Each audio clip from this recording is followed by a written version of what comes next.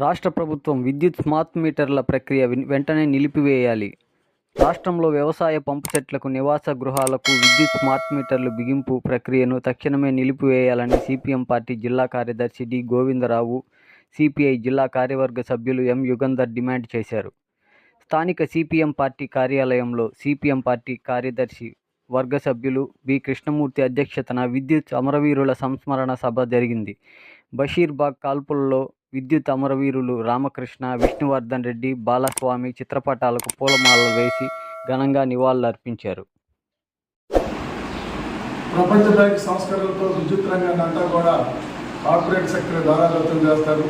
ఆ రోజు 2000 సంవత్సరంలో ఆగస్టు 28వ తేదీన ప్రపంచ బ్యాంక్ సంస్కరణకు లోబడి విద్యుత్ రంగాన్ని ప్రైవేటీకరణ వ్యతిరేకంగా పోరాటం చేసిన అమరవీరులే ఈరోజు సిపిఎం పార్టీ నాయకుల రోజు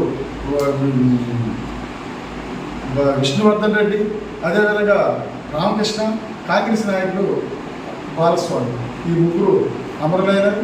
ఈరోజు ఏవైతే సంస్కరణలు వ్యతిరేకంగా పోరాటం చేయడమో ఈరోజు పాలకవర్గాలు అవే సంస్కరణలతో విద్యుత్ రంగాన్ని ప్రైవేటీకరణ చేయడం చూస్తాము. ఇవాళ స్మార్ట్ మీటర్లు వైఎస్ఆర్ ప్రభుత్వం తీసుకొస్తే దాన్ని వ్యతిరేకించి కోర్టులో వేసిన తర్వాత ఇందులో అవినీతి కూడా జరిగిందని చెప్పి టీడీపీ ప్రభుత్వం కోర్టులో వేసింది. ఇవాళ అధికారంలోకి వచ్చిన తర్వాత జగన్మోహన్ రెడ్డి ఈ స్మార్ట్ మీటర్లు పెట్టాలనుకుంటారు, అదే విధానం కొనసాగిస్తారు. అందుకోసమే కార్పొరేట్ వ్యవస్థలో, పెట్టుబడిదారు వ్యవస్థలో పెట్టుబడిదారులకు అనుకూలంగానే ఈ సంస్కరణలు తీసుకెళ్తారు. దీనికి వ్యతిరేకంగా మనమంతా కూడా పోరాటం చేయాలి. ఈ పోరాటం చేయకపోతే మాత్రం భవిష్యత్తులో విద్యుత్ అనేది ఎవరము వినియోగించుకునే పరిస్థితే మనకి ఎవరికి ఉండే ఉండదు. ఎందుకంటే ఈ స్మార్ట్ మీటర్లే కానీ వచ్చినాయనంటే పీక్ సీజన్లో ఒక రేటు, నాన్ పీక్ సీజన్లో ఒక రేటు, ఆ డిమాండ్ బట్టి రేట్లు మారిపోతుంటాయి.